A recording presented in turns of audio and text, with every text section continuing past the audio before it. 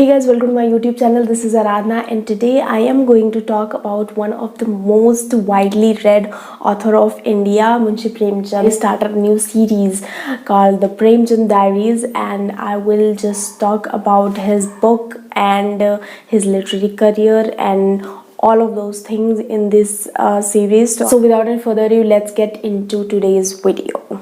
प्रेमचंद का जन्म वाराणसी में 31 जुलाई 1880 में हुआ था और बहुत ही कम उम्र में उन्होंने लिखना स्टार्ट कर दिया था। और उनकी सबसे पहली किताब थी सौज़े वतन, जिसमें कि 5 शॉर्ट स्टोरीज़ हैं which talk about the independence of India and about the colonial power and how they are suppressing and exploiting the poor and the people of India. So इस किताब को लिखने के बाद प्रेमचंद को समन किया गया ब्रिटिश ऑफिशियल्स द्वारा और उनसे ये बोला गया कि क्योंकि वो गवर्नमेंट जॉब में थे कि उन्हें सारी अपनी पुस्तकें जलानी पड़ेंगी क्योंकि इसका कंटेंट बहुत ही ज़्यादा रिवोल्टिंग एंड प्रोटेस्ट से भरा हुआ था और इस वजह से उन्होंने ऐसा किया। टाइम पे प्रेमचंद नवाब राय के पेन नेम के अंडर लिख रहे थे और क्योंकि अब ब्रिटिश ऑफिशियल्स जान चुके थे उनके बारे में और उन्हें देख चुके थे और इस नाम के बारे में भी जान चुके थे, इस वजह से अब उन्हें ये रियलाइज़ हुआ कि इसके नाम के अंडर आगे बुक पब्लिश करना सेफ़ नहीं होगा। इस वजह से उन्होंने अपना दूसरा नाम पेन नेम रख लिया जिसको हम आज भी जानते हैं प्रेमचंद के नाम से। और उसके बाद से उन्होंने जितनी भी बुक्स लिखी उसमें प्रेमचंद ही उनका नाम है। असली नाम उनका था धनपत राय श्रीवास्तव और मुंशी क्योंकि उनके पिता थे इस वजह से मुंशी प्रेमचंद उनका नाम आगे चल के पड़ गया। तो सबसे पहली चीज़ जो मैं आपको बताना चाहती हूँ रिकमेंडेशन स्टार्ट करने से पहले इसकी, अगर आप हिंदी पढ़ सकते हो तो प्लीज़ प्रेमचंद को हिंदी में ही पढ़िए, बिकॉज अगर आप हिंदी में नहीं पढ़ेंगे it will not be more appealing to you, it will just look something scattered and something not real and something which will not touch your heart. and Premchand की कहानियाँ जब तक दिल को ना छू जाएं तब तक उसको पढ़ने का कोई फ़ायदा नहीं है, because his stories are so emotional and so realistic, because realism is something जिसके लिए प्रेमचंद को जाना जाता है। रियलिज्म ऐसी चीज़ है कि वो आपको हर एक प्रेमचंद की हर एक किताब में देखने को मिलेगी ही और आई थिंक अगर उसको आप पूरी तरीके से ऑब्जर्व करना चाहते हो आपको प्रेमचंद की बुक को हिंदी में ही पढ़ना चाहिए। According to me, that is my personal opinion. So I think आप लोगों को प्लीज़ प्रेमचंद को हिंदी में ही पढ़ना चाहिए। आप ऑडियो बुक सुन सकते हैं लेकिन प्लीज़ हिंदी में ही पढ़िए, that would be my suggestion. Rest what ever you want.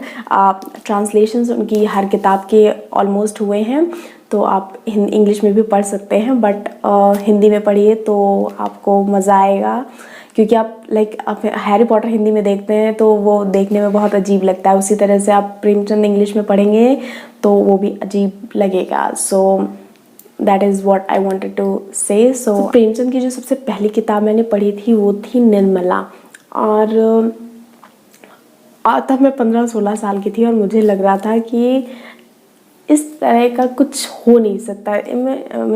मेरे पापा ने मुझसे कहा that it is based on realism and you know ये एकदम रियलिटी दिखाती है इंडिया की।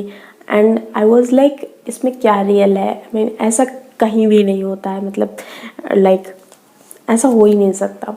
But as I have grown, now I have realized that this is like the reality of India. Somewhere down the line, you will find a Nirmala in almost, if not every, but in most of the houses. So as I have grown and matured as a person, I have seen that Nirmala could be a reality in today's India also. So ये कहानी revolve करती है Nirmala, as you must be guessing from the title of the book, जो कि victim है एक dowry की और मिक्स मैच मैरिज की। बिकॉज ऑफ डाउरी कंसिक्वेंस होता है mix match marriage. So Nirmala किताब है निर्मला के बारे में और उसकी लाइफ के बारे में। वो एक टीन एज गर्ल है in the pre independent India और उसकी शादी होती है एक ऑलमोस्ट उसके बाप से बूढ़े इंसान के साथ जिसके ऑलरेडी 3 बच्चे हैं। So the most important thing which I find in this book is that how precisely has Premchand deep dived into the psyche of the character Nirmala. I mean, एक मेल होते हुए एक फीमेल के perspective से लिखना, first of all that is commendable job, and not every male writer can do that. I mean, but the way Premchand has written as a female, I mean, when a writer is writing, that means the protagonist is the writer. और एक mail होते हुए एक female की हर एक उस instinct को लिखना जो कि उसके अंदर है और उसे एकदम अच्छे से समझना, आई थिंक वो बहुत ही बड़ी चीज़ है and not everyone can do that.